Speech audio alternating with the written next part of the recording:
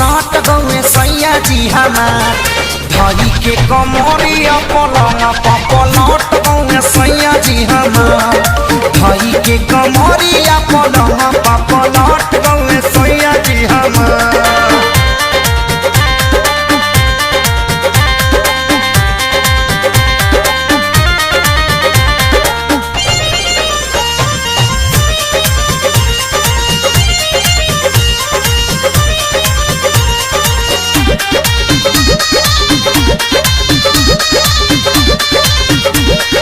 हमारा बलमुआ के कुछ ना बुझाई